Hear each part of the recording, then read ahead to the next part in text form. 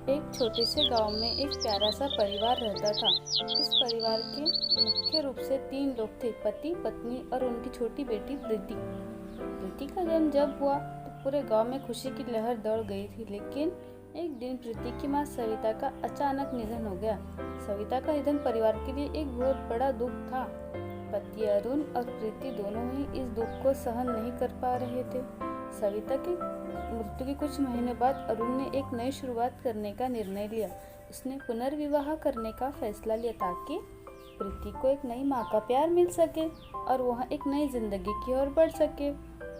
अरुण ने एक गांव के दूसरे परिवार से, जो एक सभ्य और समझदार महिला थी, विवाह के लिए उससे प्रस्ताव भेजा। इस महिला का नाम राधा था। राधा ने स्वीकार कर लिया और वे दोनों विवाह संबंध में बंध गए। राधा ने आने के बाद प्रीति की जिंदगी में बदलाव आना शुरू हो गया। राधा एक सौम्य और समझदार महिला थी, लेकिन उसके मन में प्रीति के लिए प्रति कुछ अनकहे तनाव और सहजता थी। उसने अपनी भूमिका को निभाने की कोशिश की, लेकिन प्रीति की नज़र में वह कभी भी अपनी माँ की तरह नहीं बन पाई।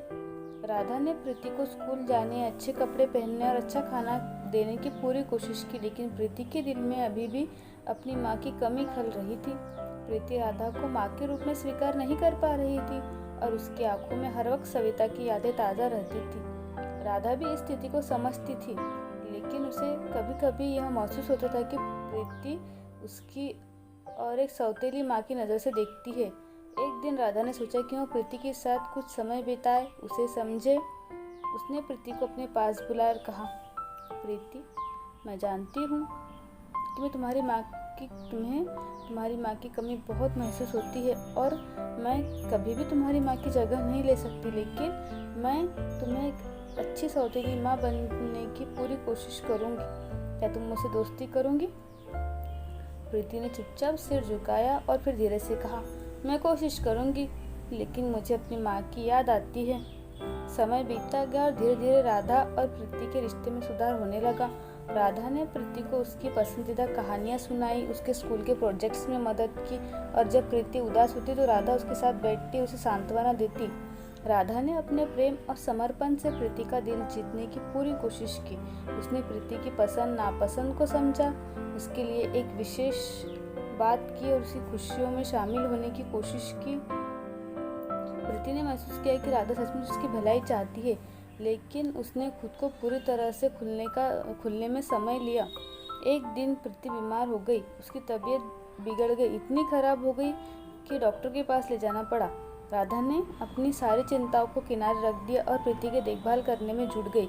उसने रात भर जागकर प्रीति के बगल में बैठी और उसकी हर ज़रूरत का ध्यान रखा। राधा की यह स्नेहिल देखभाल और चिंता प्रीति के दिल को छू गई। उसने महसूस किया कि राधा में भी एक सच्ची माँ की तरह प्रेम और समर्पण है। उसने धीरे धीरे राधा को अपना दिल खोलने का मौका दिया। प्रीति ने राधा से कहा कि मुझे अब एहसास हो रहा है कि तुम सचमुच मेरी भलाई चाहती हो। मुझे माफ़ कर दो कि मैंने तुम्हें पहले ऐसा महसूस क्यों नहीं किया। राधा की आंखों में आंसू थे, लेकिन उसने मुस्कुराते हुए कहा, प्रीति, मैं हमेशा तुम्हारी माँ की तरह ही तुम्हारे साथ रहूँगी। तुम्हारी खुशी और भलाई ही मेरे लिए सबसे महत्वपूर्ण है। राधा और प्रीति के बीच का रिश्ता अब मजबूत होने लगा। प्रीति ने राधा को स्वीकार किया और उसके साथ खुश रहने लगी। राधा ने अपनी भूमिका को निभाया और प्रीति को अब वह सब प्यार और समर्थन दिया जिसकी उसे आवश्यकता थी। अरुण भी देख सकता था कि अब उसका परिवार फिर से खुश और एकजुट हो गया है।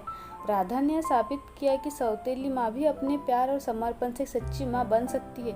उसने प्रीति को समझाया कि परिवार में प्यार और सहयोग सबसे महत्वपूर्ण चीज़ है और कभी कभी चीज़ें जैसे हम सोचते हैं वैसी नहीं होती।